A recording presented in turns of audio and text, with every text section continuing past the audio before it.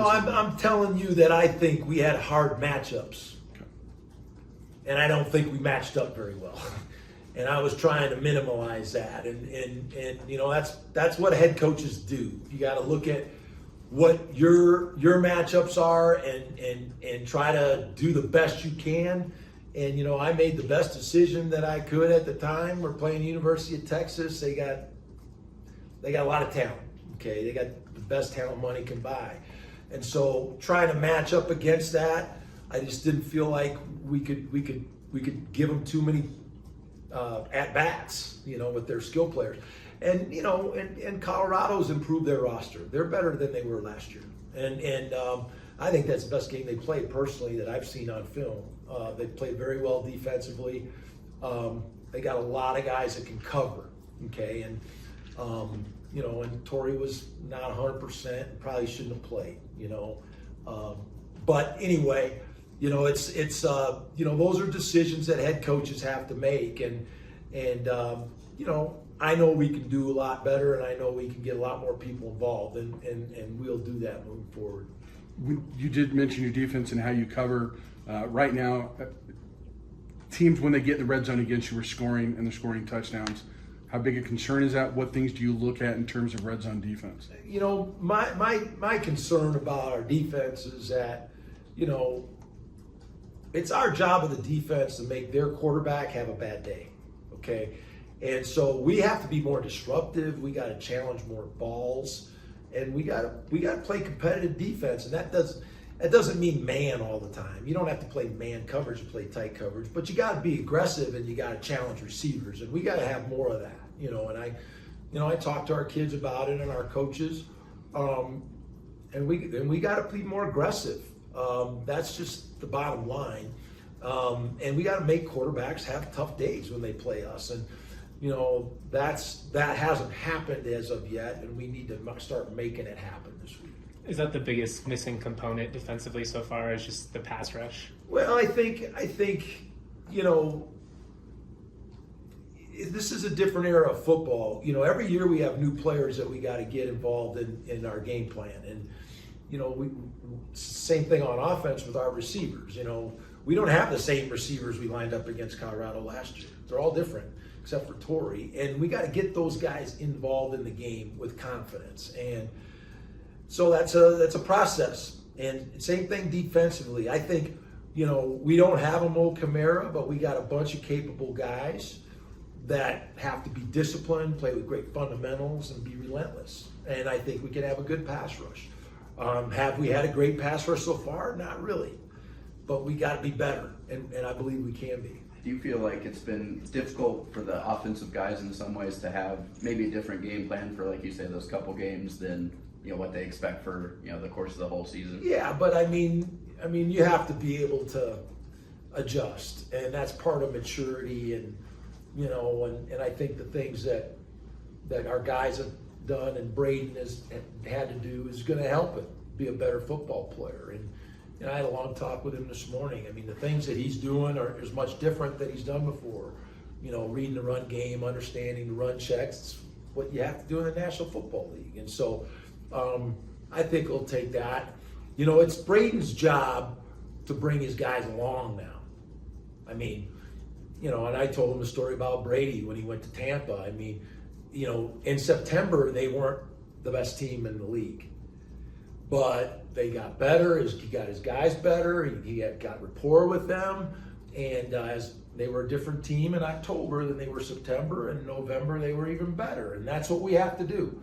We have to get our guys going. We got to get them involved in the game plan, build their confidence, and start getting in a groove. You mentioned Braden having to bring his guys along. How did you see him respond today at practice from this weekend? He was great today. Our guys were good. You know, we play a competitive sport, you know, and sometimes, you know, it's like bullfighting, you know.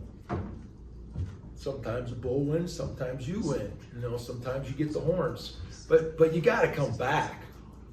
You know, you got to bounce back, and you know, we had our 24 hours to feel bad, feel sorry for ourselves, but we got to go now. I mean, we can't wait around. And as coaches, we had a good day. We were very energetic, getting our guys going. But we've got a lot of our goals in front of us, and we got a lot to play for. And we're excited about the opportunity, and obviously it starts this week.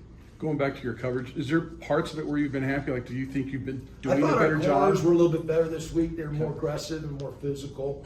But we've got to, collectively, we got to make it hard to throw the football. Right. And we're not there right now. Preseason stats are kind of, they're skewed. They can change very quickly depending on who your opponents are. But we got to be much better. We got to be much better in making it difficult for guys to throw on us. How much is it on the pass rush helping your defensive backs so that they could maybe be more It aggressive? all works together. Yeah. It's just like on offense, your protection and your route running, it all works together. But between the two, we gotta start putting screws to people and being more disruptive. JT, your question about game plans or comment on game plans. This is not a gotcha query, but when people ask you, what is your identity offensively? What do you tell them? I tell them that our identity is to score. That's what our identity is. And, we gotta have different ways to be able to attack people. And we've always been our best when we can be explosive in the run and the pass. And so, I get it.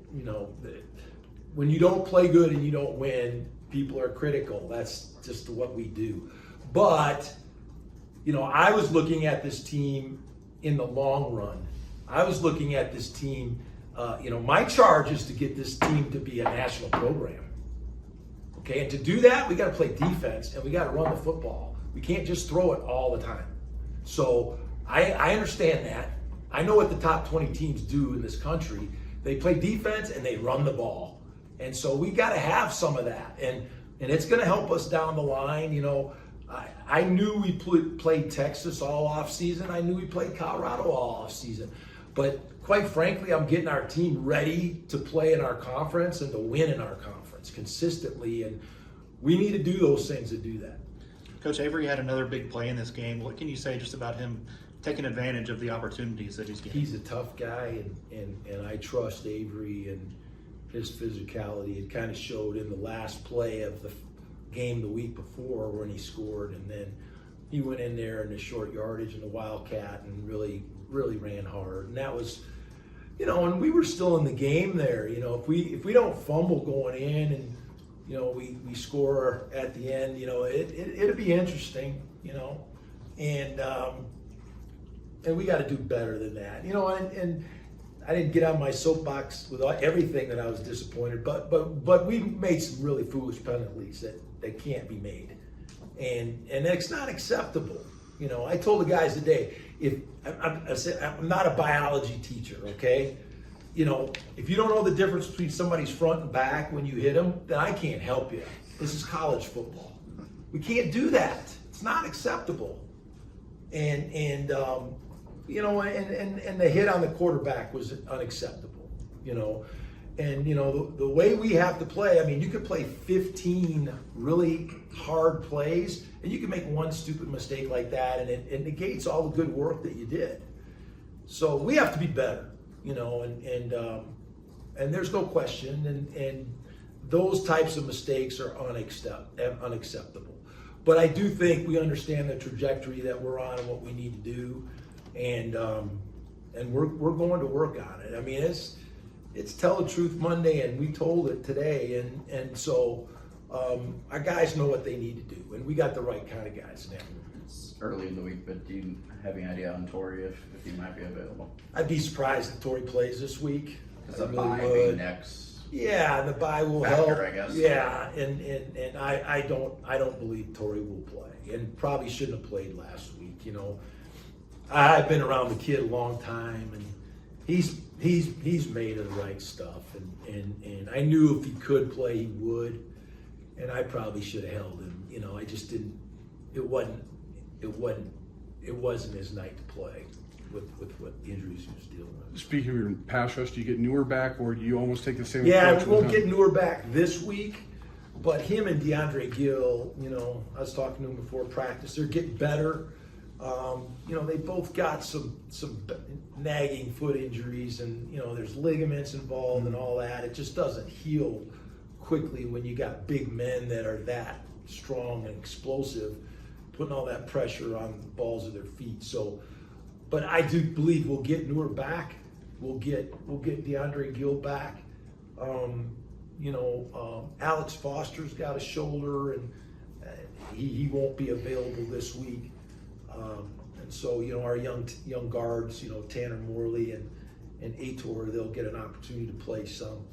And but I'm encouraged. We got a lot of guys that are emerging players that can add to some of our experienced guys that can make a big contribution. Paddy's improved a lot as a punter, which is what you always hope for because that's his position. But does he almost serve a bigger role on this team as team psychologist, captain, Yeah. that guy that really picks people up at the right time? Paddy is an amazing leader. I've never had a punter that was a captain, and he's been voted twice, and that just shows the impact he has. But he's active in everything, not just punting the ball. I mean, he's talking to everybody about special teams, about how their actions can affect their punter, blocking schemes, tendencies, all of that. And so, couldn't be prouder of Paddy. There's nobody more invested in him and our team. And I'm just really fortunate to have a guy like that. And quite frankly, he probably played the best out of all our guys Saturday. I mean, he punted the ball extremely well. We covered punts. Our net punt was really good in the game. And so he's off to a good start. Is he unique? Because if you watch him during the game, and I know you can't, but like somebody has a bad play, he's there to talk to him. A lot of punters just go, they punt, they sit on the bench, and they watch a game and then go on when they have to. Paddy's very active on your sidelines. He's a team player, and he's very invested in everything we're doing. And there's not a thing that he wouldn't do for his teammates. And I think the guys know that. I think that's why he's been voted captain. Jay, what's done is done, and we're on to Cincinnati, as Bill Belichick says. Was that right? I think we're on to Cincinnati. But is there a fine line with some of the videos and comments about Braden's, frankly, out of context comments that were aired last week, and some of the stuff in games? Is there a fine line between confidence and egging on folks, I guess, where that is? Well, I mean, you don't want to get me on a soapbox about all that. We haven't talked about that team for months, okay? And so all that stuff that was brought up was a long time ago. And so I don't really have any issue with Braden or any of our guys. Our guys are focused on, what can we improve to get better? And, that's about all I got to say about that. What are you seeing out of some of these redshirt freshmen and sophomore receivers second straight week? I think you've had a second-year player lead the team in receiving. Yeah, I mean, I'm really proud of Jamari Person, Caleb Goody, and Armani Winfield. He's still a relatively young player. He's very talented, but it's important. It's an important week for those guys. Those guys can really show tremendous improvement in the next few weeks. And it's an important game from this week because Torrey's probably not going to play. So they're going to carry the load in the passing game. We got to get those numbers up. And so it's important. They practice really well, and they've had a great example in Torrey. Torrey's one of those guys, he just doesn't take reps off in practice. And the other players see that. And because of that, he's in great shape for games. And so those young guys are taking that to note, and they're going to get a lot of opportunities this week. And I'm anxious to see them. Caleb Goody's a talented guy. Jamari Pearson's a talented guy. Dylan Goffney, Donovan Ollie, is coming off an ankle injury, but he's going to get a lot of opportunities this week. So, we got a lot of young emerging guys that are going to get their chance. In that group, Vince is obviously taking over for a guy that was highly productive in his position. You've been happy with Vince's development? Yeah, I am happy.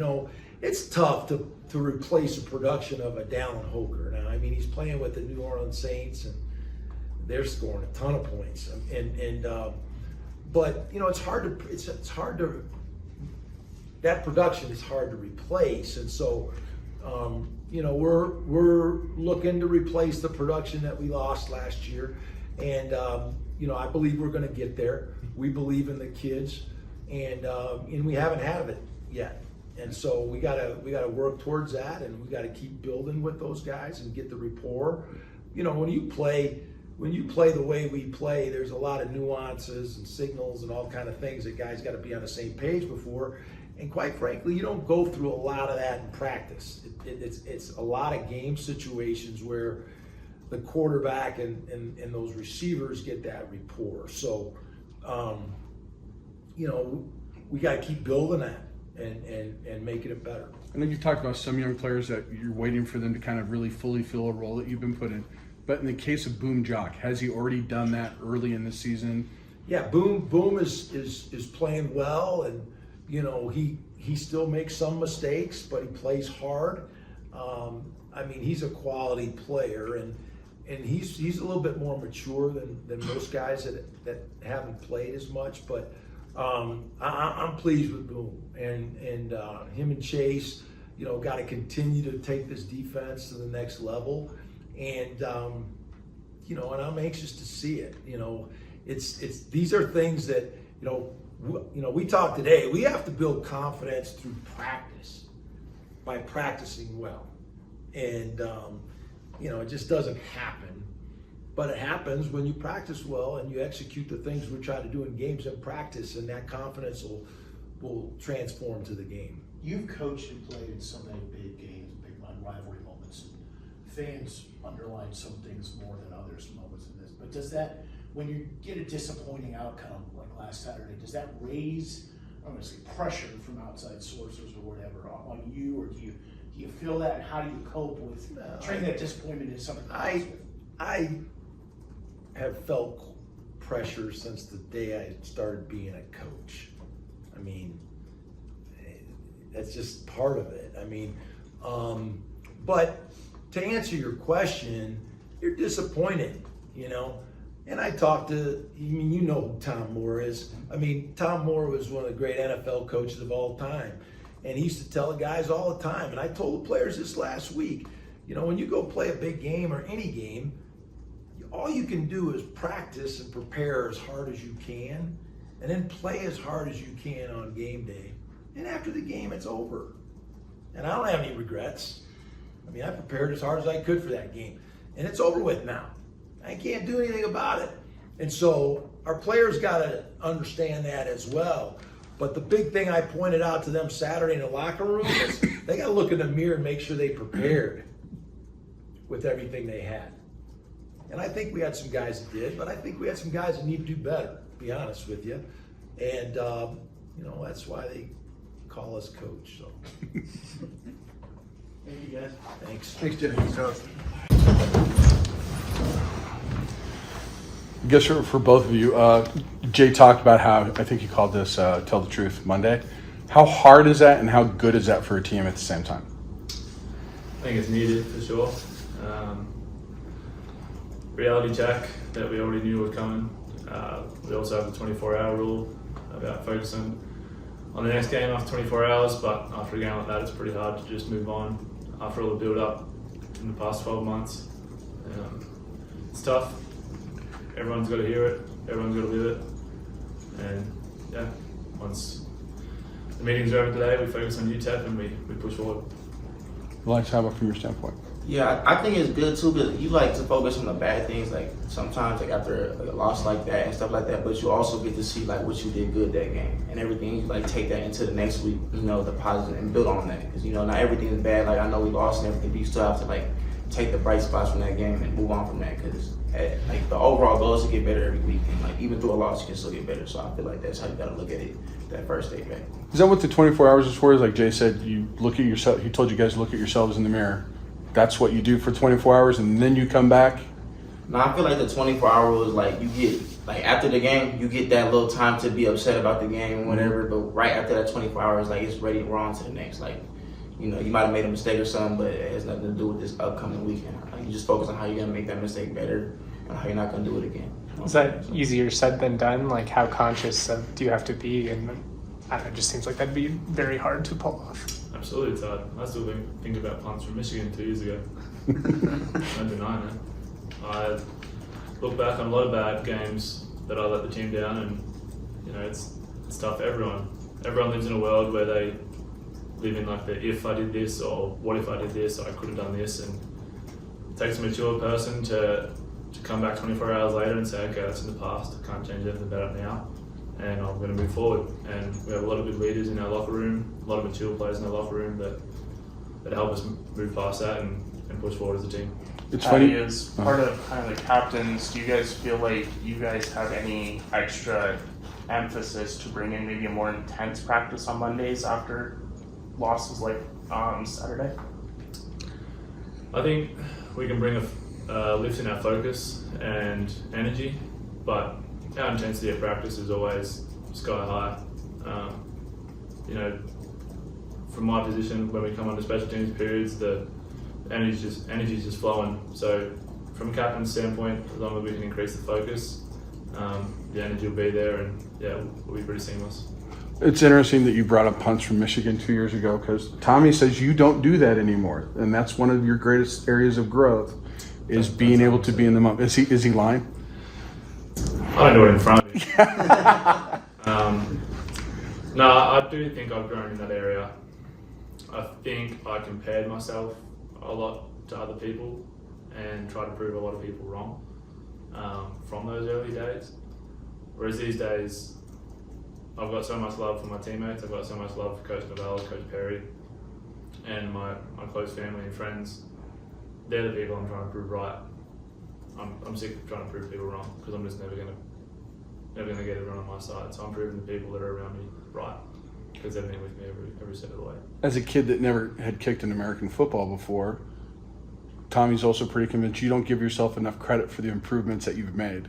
How are you at that? I mean, there's got to be a level of pride in the growth that you've seen out of your physical abilities these last couple of years. Doesn't matter. I just want to help the team and win. Elias, defensively, I guess, obviously there's a young defensive line in some ways working on it. How much are you guys still trying to work in sync of, obviously, how they can impact the back end of things, and how do you feel the progress has come in the first, 3 weeks this season? I feel like as a complete defense, like we have some new players, like myself, I'm a transfer. We have a couple of transfer corners and stuff like that. So I just feel like as a whole collective, we're all still learning how to play together. It's only been the third week. And I feel like we actually had like good stretches in games where we've done very well. I just feel like we have to just put together like a more complete like performance. We do very good every game in the beginning, and I feel like it's just us keep working at it. We're just gonna keep getting better and start meshing, and start learning each other, how each other plays more. I feel like it'll just come together in the long run, as long as we just keep putting in that work. How much does some of the timing, if you will, with some new teammates, obviously you can practice it, but how much do you need kind of game reps to figure out who's gonna be where, and how they react to situations? Yeah, I think especially in the back end, trust is a big thing. You know what I'm saying? So if you're practice is one thing, but the game is a whole nother aspect and stuff like that. So just knowing where that person's gonna be, if he's supposed to be helping you or something in the post or something like that, I feel like just knowing that comes from experience and like being in the actual game with that person. So I feel like that trust factor is only gonna continue to get better and stuff like that. And I feel like we have good leaders in the back end with Hank and Jack and stuff like that, where that'll be a more a faster process and stuff like that, because I already have trust in those guys, but just those game reps will just continue to just be more like practice as we keep going and stuff like that. Well, Jay was talking about the secondary being more aggressive in its coverage. Is that a technique thing, or is that more of a mindset thing in your opinion? That's a mindset thing. Being aggressive and stuff like that, you can teach technique all day, but I feel like aggressive, that's a mindset thing, and stuff like that. You gotta practice like that during the week, when there's certain situations or certain type of scenarios within the game, and you gotta know how you're gonna play this certain situation when it comes about. Because if you don't do that during the practice, then in the game it's just a bigger stage, and your body's just gonna you're gonna be more timid. So that's why I feel like you gotta treat practice like it's a game. So is that something you collectively do as a secondary, starting today? You talk about this is the way we want to approach coverage. and you have to go about it that way this week. Right. I feel like after the last game, a big emphasis on us in the back end was that, like, we got to be able to trust each other on these certain situations. Like, if it's starting short, like, we're not, like, we know, like, they're gonna sit, they're gonna try and get the first down. Like, we can't give them easy passes. Like, we got to compete on, like, we're in like man coverage. We got to compete with every route. So what if they catch it? Like, we was right there. You know what I'm saying? Like, we could live with that. But if we just giving him the ball, like, he's catching the ball with 3 yards of space, like, we can't. That's us getting beat. You know what I'm saying? But we can play aggressive coverage and just being confident. You know what I'm saying? We got good players back there. Like, we could play more aggressively. So.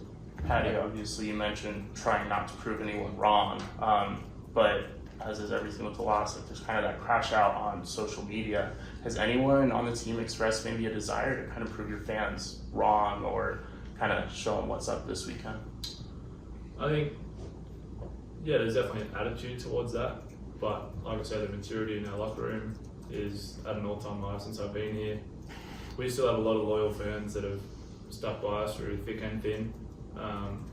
So I think we owe it to ourselves and owe it to them who aren't the ones on social media giving us as much as they want. The ones that stay patient, and they've been patient for a while. We know that. We feel it more than anyone.